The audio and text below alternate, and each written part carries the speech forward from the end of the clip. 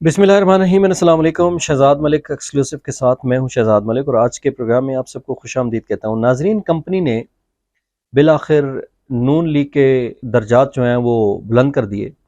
और वो बुलंद कैसे कर दिए कि फवाद हसन फवाद को निगरान वफाकी वज़ीर बना दिया गया। अगले चंद दिनों में वो सदर मुमलिकत से निगरान वज़ीर बराए निजकारी का हल्फ उठा लेंगे। और इस तरीके से कंपनी ने फवाद हसन फवाद जो कल तक नैबज़दा थे, जो कल तक करप्ट थे, आज माशाल्लाह ड्राई क्लीन हो के, ज़बरदस्त किस्म की ड्राई क्लीनिंग उनकी हो के और वो निगरान वफाकी वज़ीर तैनात कर दिए गए। ये कंपनी का बहुत बड़ा एहसान है मुस्लिम लीग नून के ऊपर। और बिलाखिर नवाज शरीफ के जो साथी थे, करीबी साथी थे, शहबाज शरीफ के जो करीबी साथी थे, उनको निगरान वज़ीर बना दिया गया। दूसरी तरफ हालत ये है कि आसिफ जरदारी और उनका बेटा बिलावल भुट्टो जरदारी कलीमुल्लाह से समीउल्लाह खेल रहे हैं। आसिफ जरदारी कह रहे हैं कि जी बल्कि पहले बिलावल ने कहा कि जी 90 दिन के इलेक्शंस के अंदर होने चाहिए, 90 दिन के अंदर। और साथ ही उन्होंने कहा कि जी अब जो कंपनी है ये कठपुतली बनाना छोड़ दे और इलेक्शन कराए, चाहे इलेक्शन जैसे भी होते हैं वो कराए। साथ ही दूसरे दिन उनके वालिद जनाब आसिफ अली जरदारी साहब ने आके कहा कि जी हमें इलेक्शन कमीशन पे पूरा एतमाद है, इलेक्शन कमीशन का जिस वक्त दिल चाहे या जिस तरह उनकी सहूलत है उस तरीके से इलेक्शन करवा दें, हमें कोई एतराज़ नहीं। और कल फिर बिलावल एक दफ़ा फिर बाहर आ गए और उन्होंने कहा कि जी इलेक्शन करवाएं, चाहे किसी भी सूरत में जो मुल्क के हालात हैं वो इलेक्शन जो डिले हैं उसके मुतामिल नहीं हो सकते। अब कलीमुल्लाह से सलीमुल्लाह और समीउल्लाह से कलीमुल्लाह वाली बात तो बिल्कुल सादिक और अमीन साबित हो रही है कि आसिफ जरदारी साहब और बेसिकली बिलावल भुट्टो एक ही थाली के चट्टे बट्टे हैं दोनों। और लोग ये कह रहे हैं कि ज़्यादातर लोग जो कह रहे हैं जी इनकी आपस में इख्तलाफ हो गए हैं, कोई इख्तलाफ नहीं है। ये गुड कॉप और बैड कॉप वाली बात है। एक एक तरफ से डराया जा रहा है, दूसरी तरफ से दिलासा दिया जा रहा है। तो यही गेम जो है वो खेल रहे हैं। दूसरी बात यह है कि आसिफ जरदारी और बिलावल ये क्यों कर रहे हैं। सिंध के जो मालकान हैं उन्होंने 1000 से ज़ायद लोगों को ECL में डाल दिया है और उनमें बिल्डर्स भी हैं, ब्यूरोक्रेट भी हैं, बिजनेसमैन भी हैं और दूसरे तबकात के लोग भी हैं। और ख़ासकर वो लोग हैं जो पिछले 15 सालों से सिंध सरकार के जो पीपल्स पार्टी के लोग थे उनके फ्रंट मैन थे, उनको भी डाला गया है। और कंपनी ने ये फैसला कर लिया है कि सिंध की जो लूटी हुई रकम है वो लूटी हुई रकम बिलाखिर वापस लेनी है।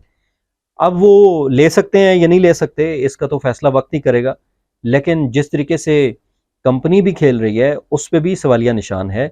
और सवालिया निशान यहाँ पे भी है कि पिछले 15 सालों को तो छोड़ दें, पिछले 2-3 साल में सिंध के अंदर AG मजीद और तैमूर डोमकी और उनके मुकेश कुमार चावला और शर्जील इनाम मेमन, ज़ियाल अंजार, मखदूम महबूबुज़्ज़मा और उनके जो बाकी लोग हैं तारिक राई, ये जिस तरीके से कर रहे थे वो कंपनी के नोटिस में था।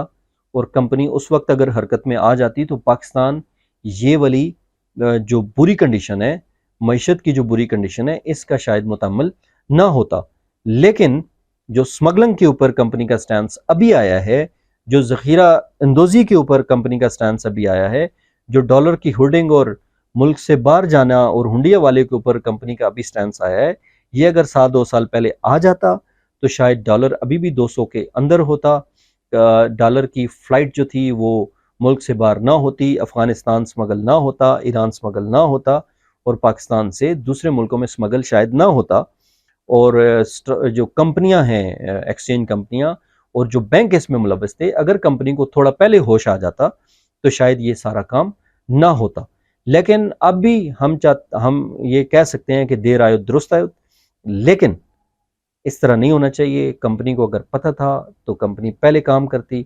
लेकिन अगर अब ये फैसला कर लिया गया है कि हार्ड होना है, मुल्क को ठीक करना है, मुल्क की करेंसी को बेहतर करना है, रुपये को मज़ीद डीवैल्यू होने से बचाना है, मज़ीद लोन्स नहीं लेने और लोन्स को पे बैक करना है, डॉलर माफिया को लगाम देनी है और जो होर्डिंग्स है इसको ख़त्म करना है, जो पाकिस्तान के अंदर बिजनेस माफिया है इसको ठीक करना है, تو پھر آئینی ہاتھوں سے کریں، 8 10 15 20 لوگوں کو لٹکائیں چوک کے اندر، میرا خیال ہے اس کے علاوہ آپ کے پاس چارہ کوئی نہیں ہوگا۔ لیکن اگر کمپنی یہی کھیلتی رہی کہ ایک پارٹی اس کو ای سی ایل میں اور سٹاپ واچ لسٹ میں ڈالے اور دوسری اسی کے نام ہونے کے باوجود دوسری کمپنی اجازت دے دے دوسری پارٹی کے وہ ملک سے باہر چلا جائے، تو ایسے نہیں ہوگا، اس طرح انگلیاں ضرور اٹھتی رہیں گی۔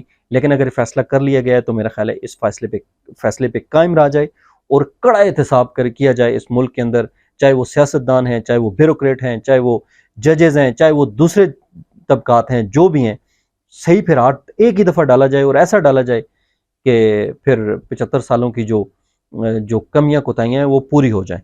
احتساب کر کے احتساب اکراس دا بورڈ کیا جائے اور ایسا کیا جائے کہ پوری دنیا اس کی مثال دے۔ اپنا خیال رکھیے گا، خدا حافظ۔